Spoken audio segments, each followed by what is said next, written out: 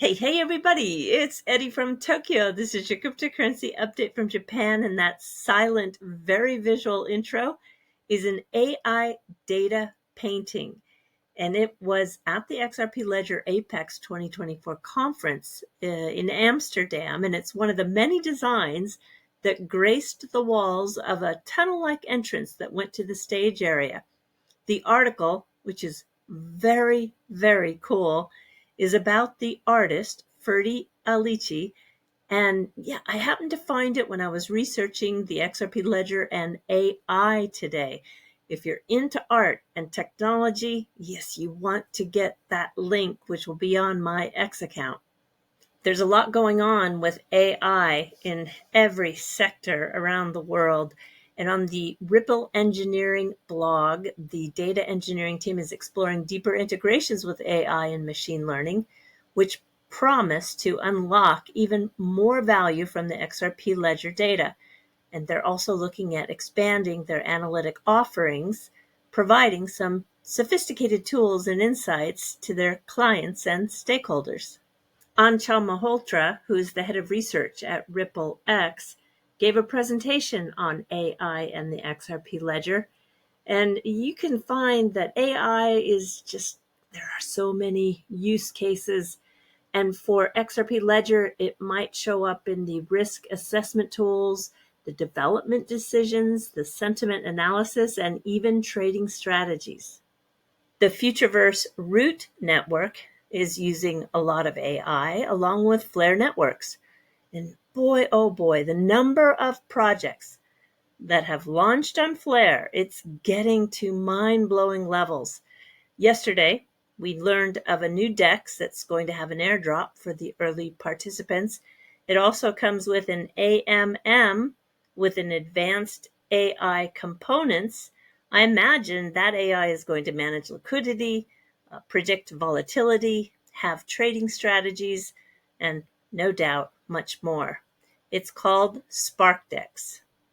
And Flare is going to make a splash in Asia with Hugo Filion going to Korea to speak at the Impact Conference, which is September 3rd and 4th. I've got a short clip for you with Brad Garlinghouse speaking to Bloomberg and talking about the political differences between parties and how they are approaching crypto. And I just could not, for the life of me, believe this illustration that showed up in the Nikkei. The Nikkei actually owns the Financial Times. It's one of the most prestigious financial papers in Japan, and I just cannot get over this.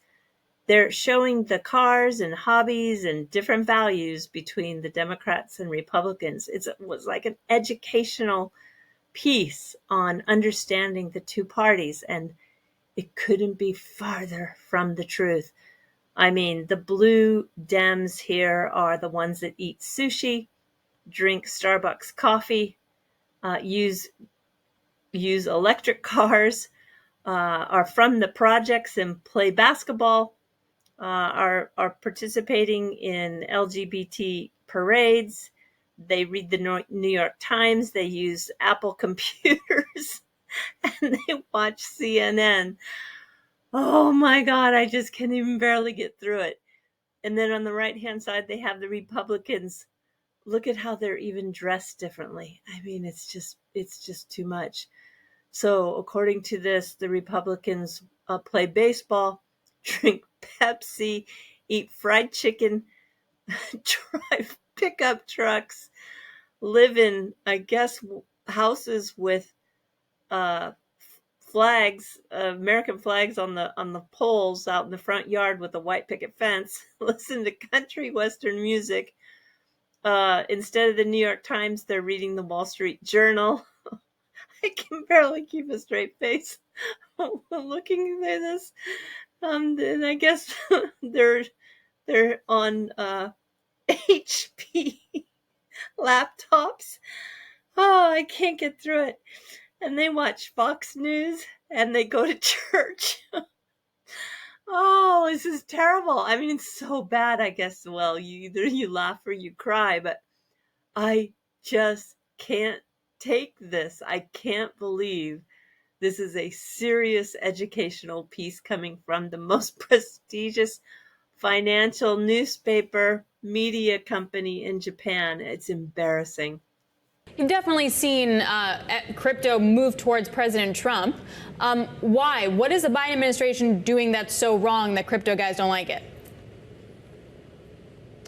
Well, I think the primary thing that has happened is, 5 years ago, I was out publicly saying that there wasn't clarity in the rules and the rules of the road. And 5 years later, after Ripple was sued by the United States SEC, we still don't have clarity in those rules of the road. And so you have in this administration, in Chair Gensler, the chairman of the United States Securities and Exchange Commission, really a fight between the SEC and to some degree the CFTC about who is the regulator of consequence. And Chair Gensler has taken the position that kind of everything is what he calls a digital security or something like that. Judges have ruled against him repeatedly, but this administration has kind of continued that fight against the industry. I broke some big news today with the thanks from Cybermelis. He gave me a heads up on this, that the BIS has published the finalization for their crypto requirements, and that would be what banks need to do in order to not be too exposed to the group 2 crypto assets. That would be like the Bitcoin, Ethereum's, XRPs. They must stay under 1% of its tier 1 capital. Okay, so under 1%.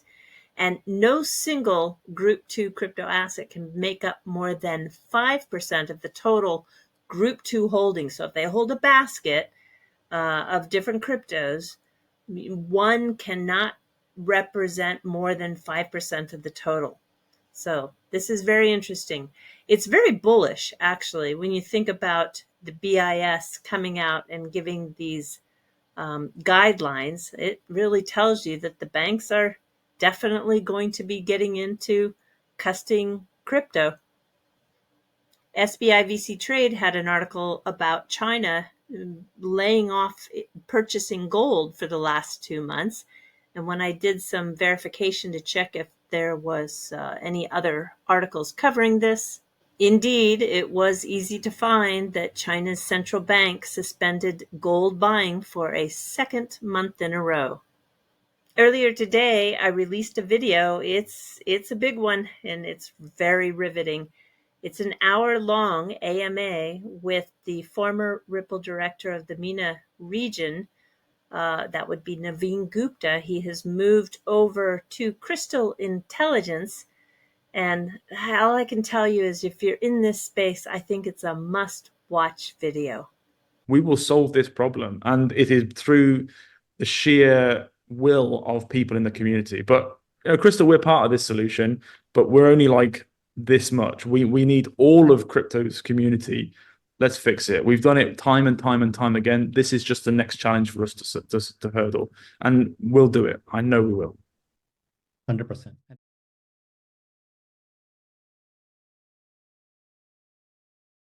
And to take you out on this video is a 60-second clip where I'm opening the kimono just a little bit more on the components of the business model, Onami Press.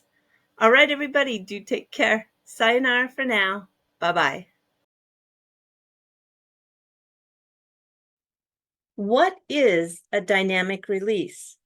Well, it's a vital component of the Onami Press business model, and it's addressing poor engagement and the lack of measurable impact that exists in traditional information distribution, like a press release. Anyone, whether it's a small business startup or a large corporation, can use Onami Press and upload their announcement to then utilize our unique method for sharing that digital file globally or in a targeted region. This release can use a video, animated graphics, music, a voiceover narration, and even interactive tools that truly engage the intended audience. Multimedia significantly boosts engagement and enables that communication to reach a bigger, wider audience with deeper impact. This legacy business of information distribution is poised for transformation that's ready for a Web3 world.